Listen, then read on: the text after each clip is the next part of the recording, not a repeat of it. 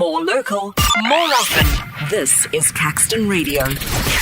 This is Lee Hodgson from the Germiston City News, and I'm here with Prince, who is today the coordinator of the First Men's Dialogue.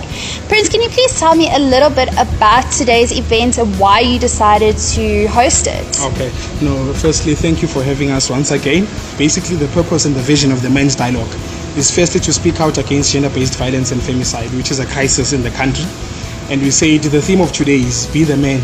So we have to be the man, that role model. So that's why we've called influential people like Jabu Mahlangu, Dr. Ngobo, Siyabonga Khumalo, Kini Kunene, just to give advice to young men and to how to treat women in society in general and how to treat children.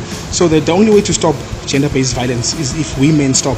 So that's why it was important to converge in one place, in a safe space, and let us give advice. Married men must give advice to those who are planning to get married and not getting married, fatherhood, because it also affects small children are being raised by abusive fathers and they tend to take the same tendencies. So that's why we want to bat the habit while it's still small. So we want to mentor them.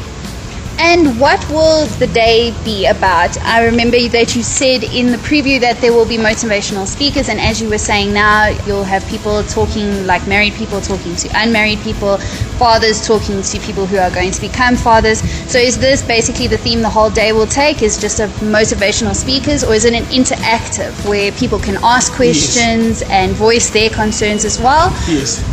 Definitely, it's a men's dialogue. There are speakers, obviously, are going to speak on specific topics like marriages and relationships, like substance abuse, because you also have Jabu Mahlangu, who was a former Kaizer Chiefs player who had his own battle with substance abuse but overcame. So we'll be facing different topics today, but it all accumulates to one thing, to be that man that society wants. It's not just an event. We want it to be sustainable. We want to host it every month or twice a month or quarterly, but we want it to be sustainable. We want to engage, because the only way we can beat this is to educate men, to rehabilitate men, because men are ruined.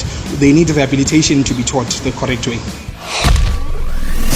More local, more often. They said it really loud. They said it on the air, on the radio. This is Caxton Radio.